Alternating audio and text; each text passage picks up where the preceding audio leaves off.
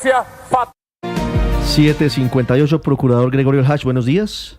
Buenos días, Ricardo. Buenos días a todos sus compañeros de cabina y a los oyentes. Muchas gracias por atendernos y por estar con nosotros. ¿Hace cuánto tiempo se posesionó su señoría? Ya cumplí 5 meses. 5 meses, y aquí está con nosotros. Procurador, quiero comenzar preguntándole por lo que estábamos hace un rato discutiendo con los panelistas. Ganadores y perdedores, en su opinión, de la jornada del martes en Colombia. Pasaron muchas cosas que al final todas tienen que ver con el funcionamiento de las instituciones y del Estado de Derecho. Y la resumo rápidamente para los oyentes, y hemos hablado de ellas. El Senado aprueba la reforma laboral, el Senado hunde las 2 consultas que había planteado el gobierno del presidente Gustavo Petro adicionales, la Corte Constitucional falla en derecho y devuelve la reforma pensional a la Cámara, no la hunde, sino que la devuelve para que culmine el trámite, y el registrador deja en manos de la justicia el futuro de la primera consulta, de la consulta convocada vía decretazo. ¿Quién ganó y quién perdió en su concepto, procurador? Pero permítame que yo tenga una mirada distinta. Me parece que como procurador no debo buscar quién perdió o quién ganó. Aquí salieron adelante las obligaciones de las ramas del poder público. El Congreso hizo su trabajo a su manera y con su reglamento interno, y el Ejecutivo también luchó por tratar de sacar adelante sus propuestas, que finalmente terminaron siendo bien acogidas. Falta el pedacito de cómo quedó en Cámara la laboral, la pensional, perdón, para poder corregir lo que la Corte ayer encontró que había sido mal elaborada. Pero al menos no dijo que era inconstitucional, y eso ya es un aporte a la continuación. En esa ley hay una cantidad de derechos nuevos, de posibilidades de mejorar la calidad de vida de los colombianos, y eso también hay que abonárselo a la Corte Constitucional. Y lo otro pues está en manos del Consejo de Estado. Lo de la negativa del 14 de mayo a la solicitud de concepto favorable para una consulta popular está para decisión de medida cautelar y proceso de nulidad. La Procuraduría ya se pronunció, ya es conocido públicamente. Están un pocotón de demandas de inconstitucionalidad, inexplicablemente, pero hay en la Corte sobre el llamado decretazo, hay de inconstitucionalidad en el Consejo de Estado y hay de nulidad en el Consejo de Estado como nulidad simple. Todo eso lo que nos permite concluir es que estamos acudiendo a donde hay que acudir, a la justicia, a la institucionalidad, independiente de la forma ríspida como se han tramitado las controversias entre congresistas, bancadas y Congreso como institución, con el presidente y con el Ejecutivo. Todos tenemos la tranquilidad de que estamos en la mejor mano, en la de los jueces, en la del Consejo de Estado, en la de la Corte Constitucional, para que ellos ayuden a dirimir nuestras diferencias. A eso habremos de atenernos. A lo que diga la justicia será acogido y será aplicado. Y en lo que corresponde al procurador, expresa su posición, manifiesta qué consideraciones jurídicas, constitucionales o legales tiene sobre los diferentes aspectos, y se atiene a lo que el árbitro final dice que es el juez. Los jueces, efectivamente. Sí, señor. Procurador, pero fíjese que las consultas que fueron usadas por el gobierno como un mecanismo de presión, no hay duda de ello, al Senado para que saliera adelante la reforma laboral, se hundieron. 2 de ellas las hunde ayer el Senado. La tercera la había hundido el 14 de mayo. El gobierno no reconoce ese hundimiento y aplica la excepción de inconstitucionalidad y firma el decreto 0639, el famoso decretazo. Llega ese decreto a manos del registrador Hernán Penagos. El registrador ayer dice: yo espero a que los jueces decidan para saber si convoco o no convoco a elecciones. Y el gobierno responde diciendo, por un lado, el ministro Benedetti, que el registrador es un simple operador logístico, reconoce aquí el ministro Benedetti que lo dijo con intención peyorativa, y segundo, dice que habría cometido el delito de sedición el registrador al no convocar la consulta. ¿Qué opinión tiene frente a esto? Bueno, la definición de sedición está en el Código Penal y para mí no corresponde a la descripción típica de una conducta, pero además tiene un señalamiento delicado contra un servidor público que no llegó ahí por una rifa, que es escogido por un concurso abierto, público, tortuoso, que es encabezado por los 3 presidentes de las 3 altas cortes. Luego, decir que él es un operador logístico es decir que las altas cortes, sus presidentes, su oficio es escoger operadores logísticos, que eso sí lo puedo hacer yo, escoger quién reparte el sándwich, quién lleva la camioneta, quién lleva los jugos, por ejemplo, quién paga el transporte. Eso es logística. Y no puede uno descategorizar de esa manera a un funcionario tan importante, que es el que tiene la responsabilidad de garantizar que las elecciones se hagan bien, se hagan a tiempo, se cumplan las normas que la Constitución ha establecido, la ley ha señalado. Y entonces no puede ser pues que de ese nivel de responsabilidad política se tache a los servidores. Yo me he anticipado, Ricardo, y yo me he autodeclarado rapitendero antes de que me pongan oficio. Rapitendero de la Constitución. Procurador, autodenominado rapitendero de la Constitución. Pues, están a un dorito de decirle también a usted, operador logístico. Procurador, yo sé que a veces nos metemos en unos vericuetos legales, pero por ejemplo, esto que está pasando podría ser sujeto de una investigación disciplinaria. Quiero decir, el hecho de que unos funcionarios de la rama ejecutiva sindiquen de delitos a la cabeza del poder electoral y actúen y hablen de manera peyorativa de él, en este caso del registrador. Mire, la Procuraduría tiene 3 misionalidades: la de prevención, que es lo que estamos haciendo con ustedes, la de intervención en los procesos judiciales y la disciplinaria. Estamos hablando entonces de casos disciplinarios. Se puede iniciar de oficio, por hecho notorio, por ejemplo, o por una noticia disciplinaria, o por quejas, peticiones, denuncias que lleguen. Hasta ahora no hemos recibido ninguna sobre este tópico, pero en caso de llegar, nosotros no tardamos mucho en abrir preliminares o investigación formal si se dan los requisitos, que es individualización de la persona y la conducta que esté enmarcada dentro de las disciplinables. Y no hemos vacilado en hacerlo. Les recuerdo, por ejemplo, el caso de Montelíbano, que nos tocó... del alcalde de Montelíbano. Claro, suspenderlo. El doctor Calle, el hermano, el papá del representante de la Cámara, Andrés Calle. Claro, nosotros lo suspendimos, apenas llegó la noticia de la conducta, llegó una prueba sumaria y está suspendido. ¿Por qué? Por indebida participación en política. No por participar, sino por indebida. Todos participamos en política, lo más elemental es votando, es una obligación, un deber. Pero eso es política electoral. Claro, la política buena, sana, pero pasarse de las limitaciones que el servidor público tiene ya es indebido. Y entonces eso es disciplinable y así lo vamos a hacer. Sí, a propósito de eso le quiero explíqueme, Paola, que está terminando el procurador, permítame. Sí, el caso de un procurador regional de Bichada. A escasa una semana de elecciones y llegan unas denuncias documentadas con videos donde se ve que hay participación en la promoción de alguna candidatura por parte del representante del Ministerio Público, que es el que tiene que garantizar la pulcritud y la independencia frente a todos los aspirantes. Pues tocó sacarlo del cargo y encargar a alguien, y garantizamos, y fui personalmente a esas elecciones con el registrador también, lo hemos hecho en otras oportunidades y todo transcurrió normal. O sea, a veces hay que quitar a tiempo el factor de perturbación y ese a veces viene por vía de los servidores públicos. Y sobre ese a veces quitar a tiempo, le quiero justamente preguntar, procurador, si de alguna manera el fin justifica los medios y si por aprobar la laboral se justificó el chantaje y la extorsión que vimos con la consulta popular.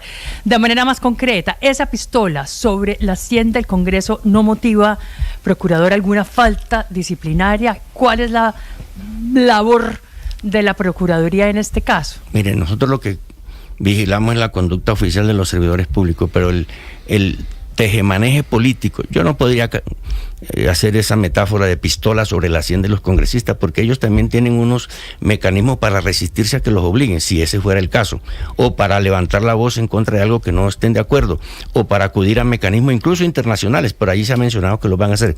De manera que yo le pido el favor que me libere de ese... Sí, ese nivel de... Ese no es mío. El símil que hace Paola para hacerle la pregunta sobre el tema. Pero no veo que haya... Es el juego político. Alguien quiere obtener un resultado ilícitamente, propone unas alternativas, y el contradictor lícitamente también propone una contraalternativa. Y ahí se va dando el juego político hasta llegar a lo que se va a ir un acuerdo. A la fuerza, a medianoche, votando, con mayorías, con minorías.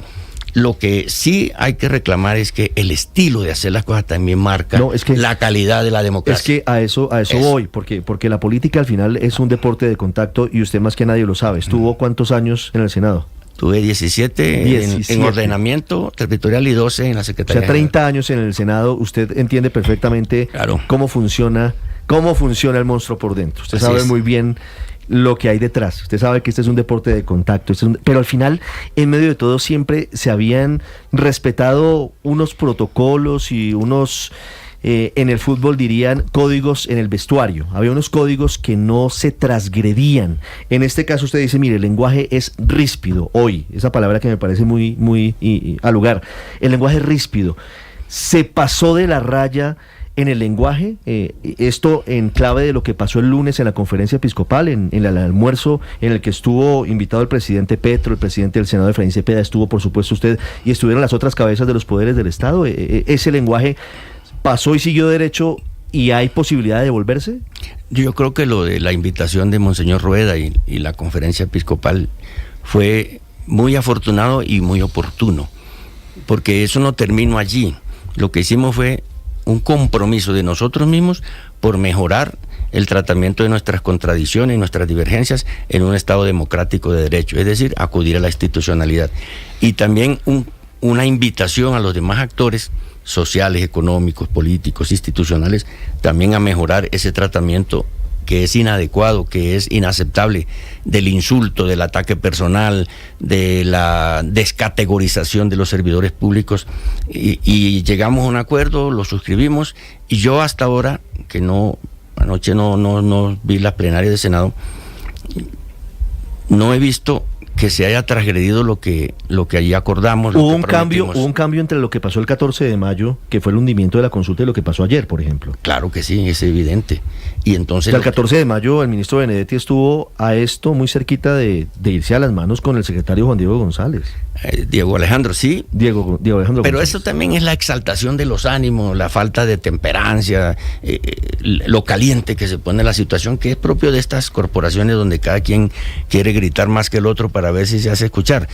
Pero nada de eso ha desquiciado las instituciones. Estamos en manos de la justicia. Pero es decir, usted sí ve que hizo de alguna forma el milagrito, el almuerzo del lunes, para que ayer en el Senado el tono hubiese sido, claro, vehemente, la defensa de las posturas se dio, por supuesto, el debate, pero sí se pudo haber dado un cambio en clave de lo que pasó el lunes. Sí, la actitud es lo que marca este momento. Estamos pugnaces, estamos reventando entre nosotros mismos, la argumentación no transcurre por los canales que siempre ha transcurrido, no hay civilidad en el debate ni en la decisión, y eso es lo que enrarece el ambiente. Por eso yo dije en el almuerzo aquel afortunado y delicioso que nos invitaron, que en esto de las instituciones no solamente son las públicas, sino también las privadas. El sector privado es fundamental en esto, el empresariado, como lo generalizamos, pero también hay dos actores que no pueden faltar.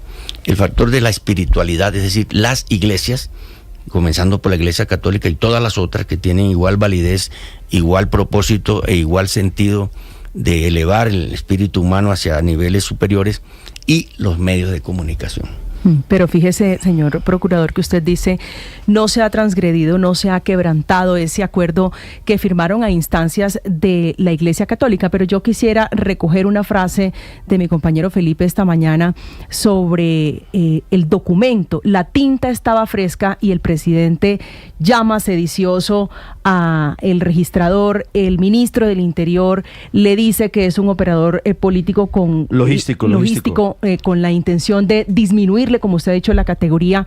¿Eso no significa que no sirvió el almuerzo? No, yo creo que sirvió y apenas comienza a dar sus primeros frutos. Es un tema de mediano y largo plazo. Pues ojalá que uno pudiera resolver todo con una sentada con los contradictores, pero la democracia se mueve, cambia, muta, se perfecciona, se enaltece, a veces se perratea, como viene sucediendo últimamente, para hacerle aquí el honor a mi paisano Caribe.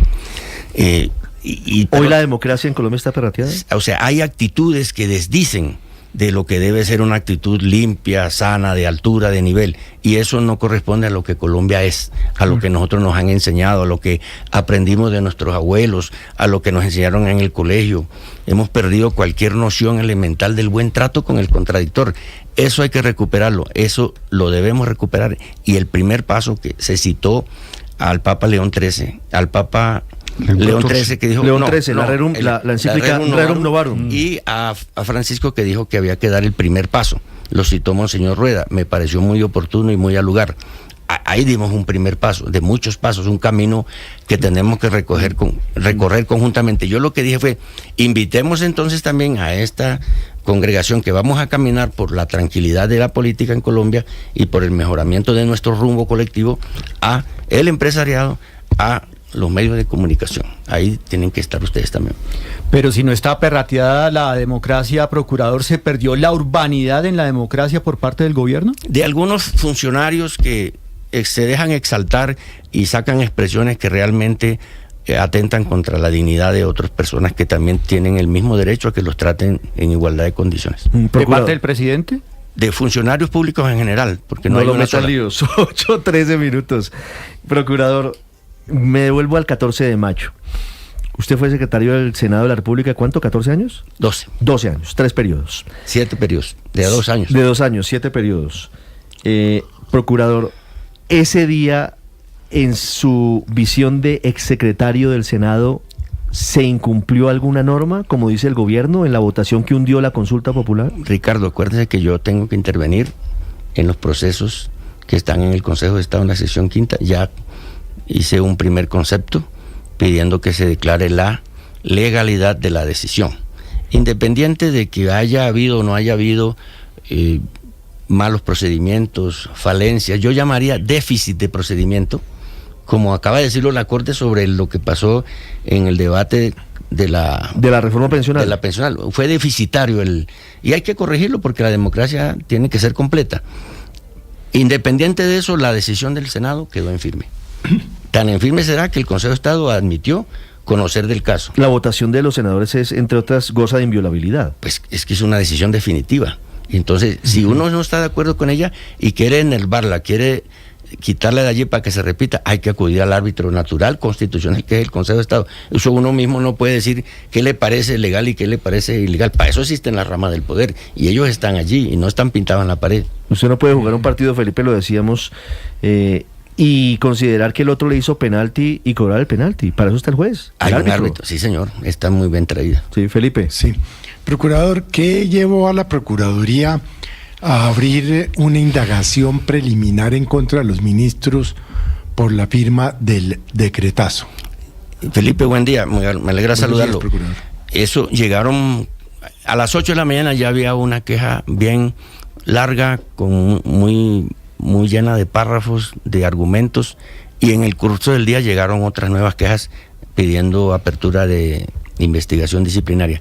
Abrimos indagación preliminar para determinar posibles conductas, posibles autores. Recuerde que no todos los ministros titulares firmaron allí, que hubo unos funcionarios de segundo nivel del Ejecutivo que suscribieron allí en calidad de ministros, y eso habrá que definirlo, pero sí se abrió enseguida el mismo día, en la mañana, un concejal de Bogotá radicó casi en la madrugada una solicitud de apertura y la abrimos y han llegado nuevas solicitudes y las hemos acumulado en esa misma. ¿Y eso en qué va, procurador? Estamos adelantando pruebas, pidiendo lo que hay que hacer siempre, pidiendo la calidad de ministro de cada quien, las pruebas que recojamos en medios abiertos, manifestaciones que hayan hecho individualmente, vamos haciendo acopio y luego ya seguramente serán llamados a que expliquen su conducta. Procurador, hemos hablado de desescalar el lenguaje en esta conversación, de lo ríspido del lenguaje, de cómo la democracia colombiana se está perrateando porque se perdieron las formas. Y hay quienes consideran que el discurso puede ser muy peligroso, que el lenguaje puede descalificar o incitar a algunas personas extremistas a cometer actos de violencia. ¿Cómo analiza usted ese contexto del discurso encendido, entre otros, del presidente de la República y el doloroso e inaceptable hecho del atentado contra Miguel Uribe Turbay? Bueno, yo empiezo por no vincular una cosa con la otra, Ricardo. Es aventurado y un poco atrevido señalar que lo que hicieron detestable, abominable, condenable, contra Miguel Uribe Turbay, senador de la República y precandidato, venga directamente y tenga un nexo causal con lo que el presidente hace. Yo hasta allá no llegaría, no llego y respeto mucho lo que el presidente hace, lo que dice y cómo lo hace.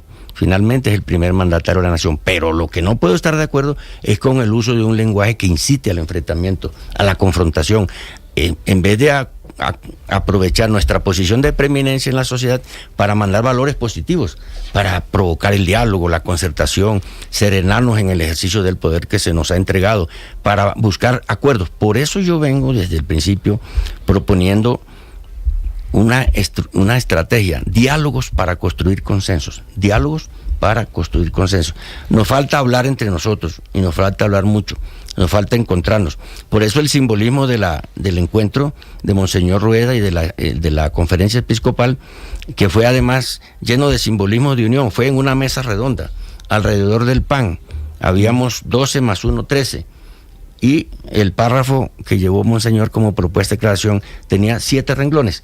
Eso, para quienes hemos tenido posibilidad de entender otras dimensiones, pues significaba que había que estar allí con ellos y unirnos en un solo haz de voluntades para buscar que esto mejore, para que avancemos hacia mejores estadios de la confrontación, para que no se siga acalorando la discusión política.